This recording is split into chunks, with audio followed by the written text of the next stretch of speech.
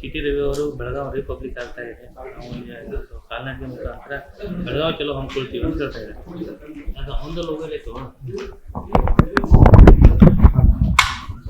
ಈಗ ಆನೆ ಪ್ರಮಾಣದ ಹಂತಕ್ಕೆ ಬಂದು ತಲುಪಿದೆ.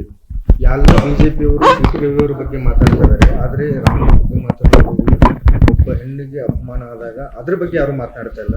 ಈಗ ಧರ್ಮಸ್ಥಳ ಸನ್ನಿಧಿಗೆ ಬರೋಕ್ಕೆ ಆಹ್ವಾನ ಕೊಡ್ತಾರೆ. ನಾನು ದೇವರ ಮೇಲೆ ಭಕ್ತಿಯನ್ನು ಇಟ್ಕೊಂಡಂಥವ್ರು, ದೇಶದ ಎಲ್ಲ ದೇವಾನುದೇವತೆಗಳನ್ನು ನಾನು ನಂಬಿದಂಥವ್ರು.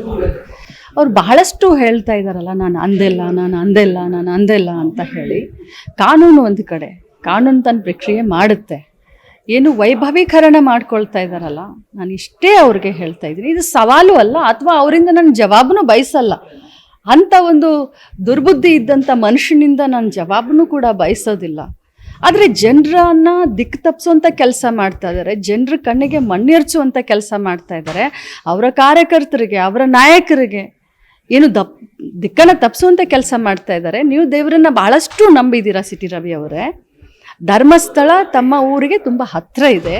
ಇಡೀ ರಾಜ್ಯದ ಜನ, ದೇಶದ ಜನ ಧರ್ಮಕ್ಕೆ ಇನ್ನೊಂದು ಹೆಸರು ಧರ್ಮಸ್ಥಳ ಅಂತ ಹೇಳ್ತೀವಿ. ಮಂಜುನಾಥನ ಮೇಲೆ ನೀವು ಪ್ರಮಾಣ ಮಾಡಿ ಹೇಳಿ, ನೀವು ಕೂಡ ನಿಮ್ಮ ಧರ್ಮಪತ್ನಿಯನ್ನು ಕರ್ಕೊಂಡು ಬನ್ನಿ ಮಂಜುನಾಥನ ದೇವಸ್ಥಾನಕ್ಕೆ. ನಾನು ಕೂಡ ನನ್ನ ಕುಟುಂಬವನ್ನು ಕರ್ಕೊಂಡು ಅಲ್ಲಿ ಬರ್ತೀನಿ. ಇದು ನೈತಿಕತೆಯ ಪ್ರಶ್ನೆಯನ್ನು ಎತ್ತಿದ್ದೀರಾ ನೀವು.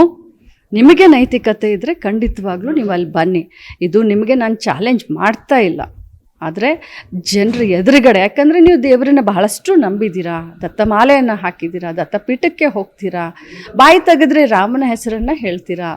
ಅದಕ್ಕೆ ತಾವು ಬನ್ನಿ ಧರ್ಮಸ್ಥಳಕ್ಕೆ ಅಂತ ಕರಿತಾ ಇದ್ದೀವಿ.